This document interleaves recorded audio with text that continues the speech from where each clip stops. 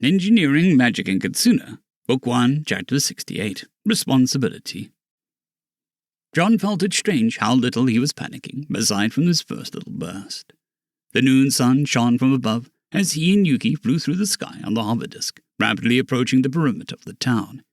Yesterday had been a hell of a day, and the Kitsune had barely managed to convince him to head to sleep before the witching hour.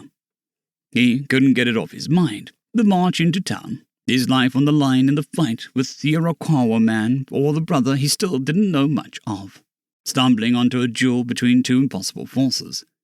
The terror of Yuki passing out, learning that he himself might as well be a fake, but, well, that wasn't quite right, was it? If Yuki were more real than him, then that way, the Kitsune wouldn't bother having casual conversations with him. Like a monolith emerging from the depths of time, he barely recalled bits of philosophy class that was one of the courses he picked for his mandatory non-STEM credits. It was more like Plato's theory on forms, wasn't it? The core idea of there being some archetypal form that was more real than the physical world was an ancient one. However, he doubted that many philosophers ever seriously imagined it turning from theory into practice. He had heard Yuki mention the spirit realm several times now. Presumably, it was a plane or a dimension closer to the shape of all things, more suffused with its powers, and thus more real. Part of him insisted that he should be breaking down, locking himself away in his room, as he pondered whether his emotions were even real or just paper-thin approximations. Yet, they were real enough to him, and he pressed on. His first year or so of constant terror and having mental breakdowns in the woods seemed to have hardened him against existential dread. He supposed that there were only so many times you could go down some dark rabbit holes before you became inured to the ideas within. When you really drilled down into it, having a good reason to question, am I real, wasn't that much worse than, if I have a soul, what happens to it after I die if I'm not native to this plane of existence? Would he be trapped in his decaying body in a state of agonizing limbo forever? Well, at least now he knew Yuki could tear out and stick it in a glass vase in a good view or something. Maybe he should even rig some sort of text-to-speech device to it, and then he could annoy everyone for a few centuries like a particularly passive-aggressive haunting. Despite himself, he snorted. "What's so funny?" Yuki inquired from above him, her furred form pressed close to his back. At first he considered turning to face her, but decided against it. It wasn't as if they could maintain an appropriate distance for conversation on what might as well have been a bedside table with a jetpack strapped to it. He really had to look into making some sort of flying carriage when things calmed down. This really wasn't designed for more than one rider, and the lift-to-weight ratio worked out damn well for something larger. Nothing," he responded. "I guess I'm just thinking about how weird my life has gotten lately." That, and trying to avoid what was going to happen when they landed. Yuki was silent for a moment, and he could almost feel her eyes burning into the top of his head. "If it makes you feel better, I'm making you take a week off once everything settles." He tried to rub his wrist, but the newly finished wood and metal monolith was a war gauntlet that didn't allow him easy access. Objectively, it was probably between 30 and 40 pounds. Subjectively, it felt like 2 or 3, thanks to all the telekinetic burden bearing. It was a small miracle that his arm didn't get twisted out of its socket yesterday, and that he only felt slightly sore right now. If the Unbound hadn't liked to take his time when trying to break him, John would have probably lost the limb entirely. In any case, he had to make time to properly try the gauntlet out, once he figured out somewhere away from prying eyes to do so. He hadn't yet tested it beyond some basic target practice to ensure that it worked properly.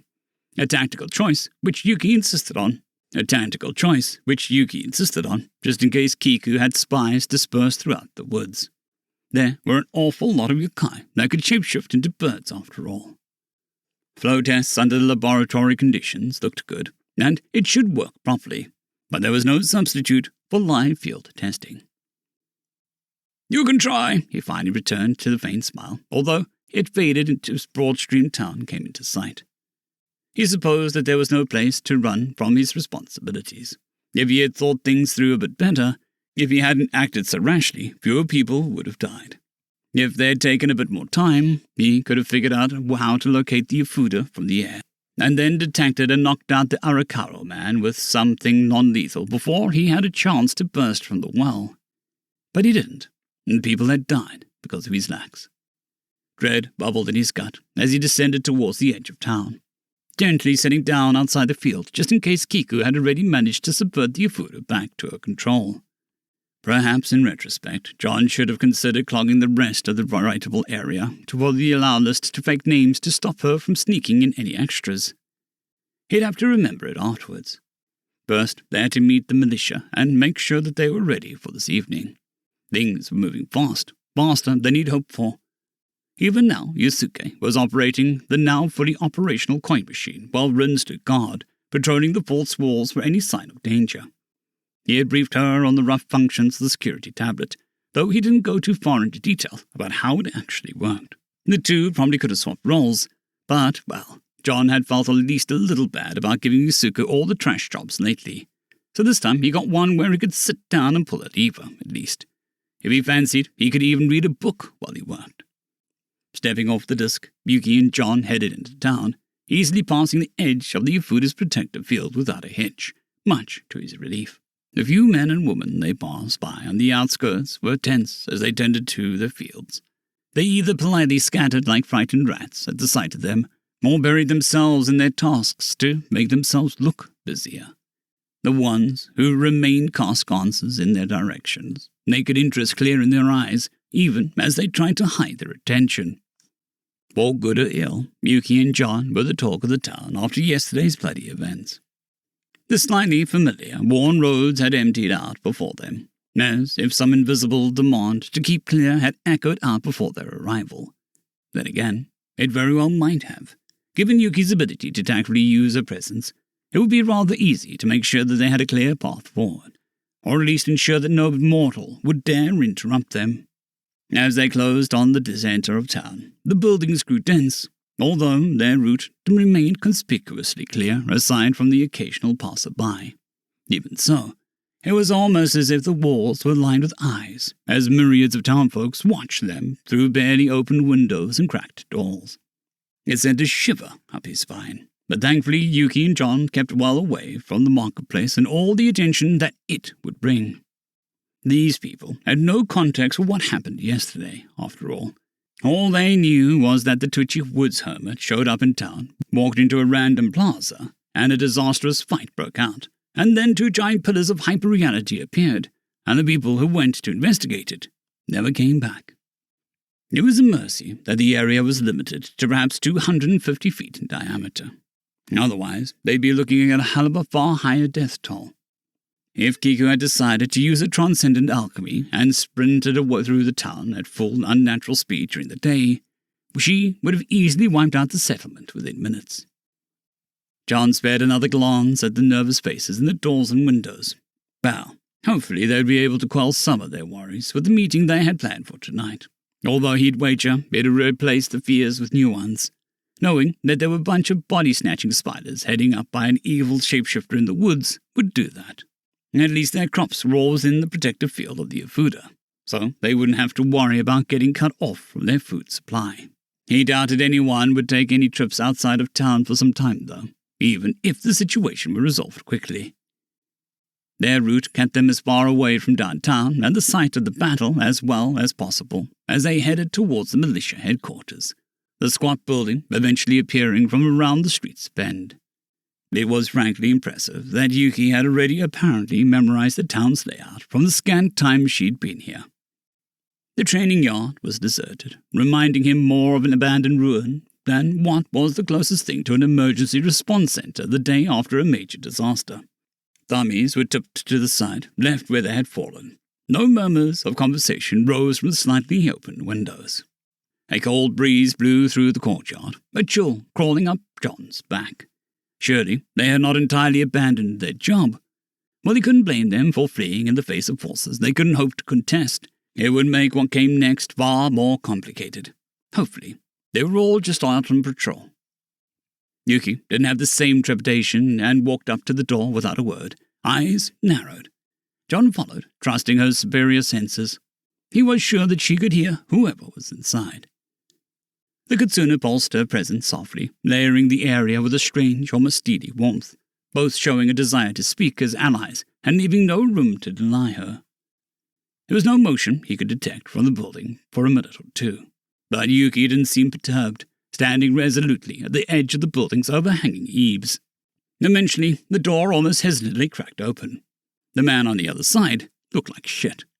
The squat, chubby man stood professionally enough, with a sharp, formal-looking stance, but he couldn't hide the sheer fatigue. His eyes were red, with deep dark bags under them, and his clothes had started to sting like sweat. His hand shook, and he almost tipped over when he bowed sharply at the waist, only barely managing to catch himself by jutting a single foot forward. "This humble servant greets you," he said, but even John could hear the sheer tension in his voice, like he was a guitar string drawn too tight. "Rise," Yuki glancing around. "We shall talk inside." Quickly, the man rose, turning on the spot. "Of course, Lady Kitsune," he hurriedly said, leading the way through the doors into what might have once been an office, if it didn't look like a tornado manifested inside. The low, slightly crude table was utterly covered with scrolls, books, and sheets detailing a dizzying array of complaints or notes on the current state of things. John felt he recognized the guy. It seemed like a lifetime ago, and he looked like he'd gone through at least 5 wars since then. But wasn't he Yushiro's second-in-command? He was pretty sure that the man's name was Izumi. The sergeant himself must be out in the field somewhere. He always seemed to lead from the front. All 3 of them settled at the table, although John had to cross his legs to get comfortable, while the other 2 knelt. It was probably pretty rude, but he just couldn't get comfortable on his knees. "Izumi, I'm sorry to put more work on you, but we have an announcement that we'd like to make tonight," Yuki began. The man solemnly nodded, his expression showing no sign of disagreement, although John could see the light disappear from his eyes. "Of course, Lady Kitsune," he responded. John saw the man's jaw tense, like he was trying to fight down a yawn. "You should be able to cut down your patrols a bit," John interjected. "Just, where I fought yesterday should be tightly patrolled. There's an Afuda array keeping every yokai that is not on the list away now. You've probably heard about what happened with the priests." Hesitantly, the man shook his head. "I don't think I have, Lord Hall," he slowly added, almost as if he was testing each word before he spoke them to ensure that he wouldn't be retaliated against. "Oh," John said, his train of thought grinding to a halt, forcing him to start over. "When we rushed out of town the other day, it was because they threw up something that repelled yokai and yokai-blooded unbound at the behest of a master of the Nameless. In return, we raided their compound, bloodlessly, and figured out where the repelling artifact was. When we investigated yesterday, it turned out that they had left forces by its core in the well as a trap." John paused, doubt and dread creeping through his mind in equal measure. I'm so sorry about that, by the way. How many were hurt? How many were killed?" he asked, trying his damnedest to brace himself for the worst. The man squirmed uncomfortably, knees shuffling awkwardly as he struggled to meet John's eye. "A dozen were injured, but all are expected to recover. The death's only number 2, thankfully. Unamento Fuyuki and Unamento Ray died in the explosion." A smile, however faint, flickered onto his face, yet it didn't reach his eyes. "My thanks to you, Lord Hall. If you hadn't kept the fighting contained, it could have been far worse." It was praise neither of them truly believed, yet Izumi perfunctorily muttered it, but nonetheless. Who were they? How many other people's lives had torn them out of, simply because they went off half-cocked? Something ugly coiled its way through his guts, wrapping them up in knots. Did they have any dependents? He had to look into it. He refused to let any aging parents or children starve because of his mistakes. Why was this hitting him so hard? He'd spent half a decade in the woods, scavenging off the results of others' misfortunes like a vulture. Perhaps it was for the same reason the tragedy in the City of Glass didn't faze him when he found out. On some level, he was personally responsible for these tragedies. They were something he could have avoided if he hadn't dropped the ball. For now, though, he couldn't dwell on it. He had to work to save the rest.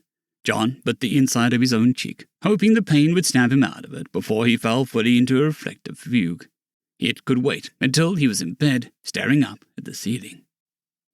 Warm, calming presence washed over him like a tide, not directing him, but reminding him that a very dear friend was by his side, one that wasn't leaving him to face it alone. Slowly, his hand stopped shaking, and his heartbeat came under control. "I'm going to figure out a way to detect any unbound yokai coming into the city, and pass it on to you," John promised, his lips drawn tight. "That aside," Yuki interjected, We would have you prepare to distribute the supplies from the tax collectors tonight at the Ryokan, and we liberated from them. Have some of your men spread the word to the populace." Something dark and terrible flickered across Izumi's face. "That'll be difficult without Yushiro, Lady Kitsune," he lowly responded. "What?" John spat the second his mind caught up. "What's this about Yushiro?" He spun around to Yuki, meeting her eyes. A flicker of sadness lit her golden gaze as she shook her head. "I'm sorry, John. He was with the soldiers who tried to join my duel with Kiku." A small, traitorous part of his mind whispered terrors. Did Yushiro suffer as his flesh was reshaped? Did he pass on to the afterlife eternally, a brainwashed slave to a mistress who didn't care, her corrupted influence persisting through death itself? John was just talking with him a few days ago. He couldn't be gone like that. He just couldn't.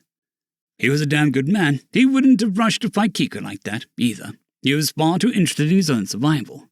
But Kiku had several flavors of mental control to draw on. If she needed material to make her army, she would have gotten it. "You could have told me," he growled out, ungauntleted hand digging into his leg. "There wasn't time," she quietly insisted, without missing a beat. Translation, she needed him focused on his work, rather than doom-spiraling. Part of him knew she was right. He huffed, tearing his gaze away from hers. Thorns curled around his heart as he met Izumi's eyes. "He was a good man. They all were," John murmured. "When all of this is done, please give the names of everyone who died yesterday to me. I would see their families taken care of. A stipend won't make up for their loss, but we can at least make sure no one starves because their loved one put their life on the line for others." Almost imperceptibly, something softened in Izumi's stance as the man softly flinched. "I shall, Lord John," the man replied. His tone was perhaps a bit more gentle than it might have been a minute ago. John sighed, rising. "I'll let you two sort this out. I need a moment. Lady Yuki, I'll leave the arrangements to you, please." He could tell she wanted to argue, even though her gaze remained level. Perhaps he was growing attuned to her. Maybe the tricky Kitsune was leaving signals for him that she knew he would subconsciously perceive. "Will you be far?" Yuki inquired, shifting the way she sat, almost like she was about to rise as well. "No, I'll be in the courtyard," John said, walking out of the room. "I need some time to think." A full-body shudder came over him as he shut the door, walking on autopilot out the front door. Everything around him buried under a haze. He stared into the cloudy sky aimlessly. End of chapter.